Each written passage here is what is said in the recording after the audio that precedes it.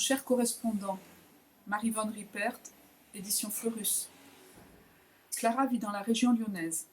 Comme toute sa classe, elle fait connaissance avec son correspondant d'une école française au Liban, Elio.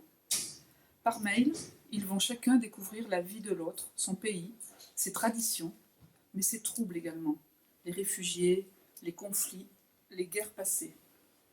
Ils sont de milieux différents, ont des préoccupations diverses, connaissent des situations sociales parfois difficiles à révéler ou dont ils ne sont pas conscients. Clara chatte avec Léo. C'est qui la fille sur la vidéo? Quelle fille? Bah, celle qui ne parle pas, au fond de la pièce. Je ne vois pas. Bah si, hein. Elle est presque là tout le temps, dans ta vidéo. Ma sœur? Non, elle, c'est celle qui est au téléphone, Tania. C'est bien ce que j'ai compris. Oui. Tu ne vas pas me dire que t'as pas vu qu'il y avait une fille au fond de la pièce? Les cheveux noirs, lisses, jolis, la peau très foncée. Elle semble attendre quelque chose. Ah, tu veux parler d'Amina? Ouais, c'est qui alors? Ah, notre bonne. Mince, Mam m'appelle. Bye. Leurs échanges sont émaillés d'émoticônes, d'expressions usuelles, d'un français qui peuvent étonner le correspondant. Léo écrit un mail à Clara. T'ai-je dit que je trouve ta façon de t'exprimer un peu déroutante? Tu coupes tous les mots, ado, prof, maths, et tu n'utilises presque pas les négations. Ne le prends pas mal, c'est joli, c'est moderne, mais parfois j'ai du mal à te comprendre. Autre chose, je t'envoie la dernière vidéo que j'ai faite au club. Tu connaîtras ainsi ma famille. Sincères salutations, Elio. La présence de Nour, réfugiée syrienne, dans la classe de Clara, va leur faire toucher du doigt les réalités d'un monde qu'ils ne soupçonnaient ni l'un ni l'autre et les faire bouger. Clara l'écrit dans de longues lettres à sa grand-mère dont elle est très proche. Mais tu sais, il s'est passé un truc bizarre à la fin de la rencontre. Je t'ai déjà parlé de Nour, la fille syrienne qui est arrivée dans notre classe un mois après la rentrée. Eh bien, à un moment, elle a interrompu tout le monde en criant des trucs incompréhensibles en arabe. Elle semblait supplier en libanais, elle se tordait les mains. Pour finir, elle a éclaté en sanglots.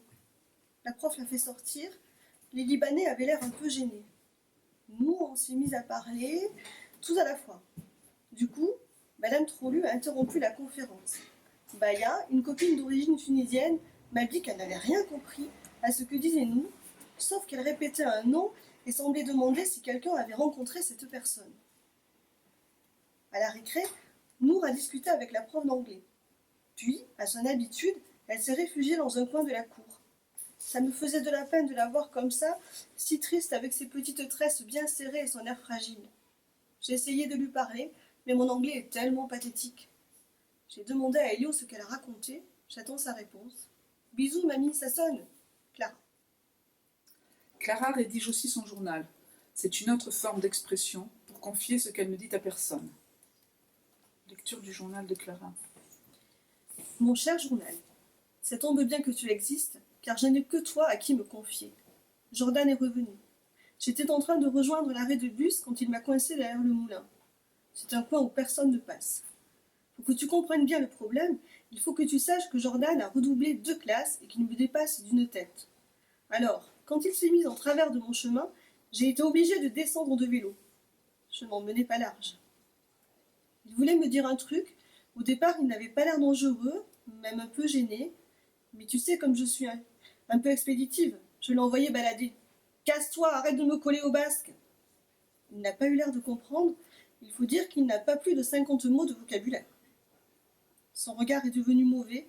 Il s'est moqué de moi, comme d'habitude, d'abord de mes cheveux roux, puis il a dit des choses horribles, des trucs lourds. Je lui ai crié d'arrêter, que j'allais prévenir mon père. Il a ricané. Ton père, c'est minable, si tu crois qu'il va te défendre. Puis il a insulté maman.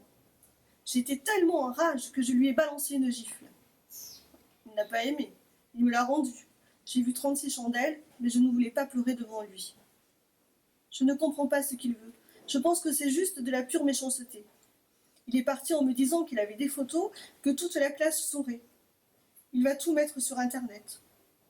Je vais mourir.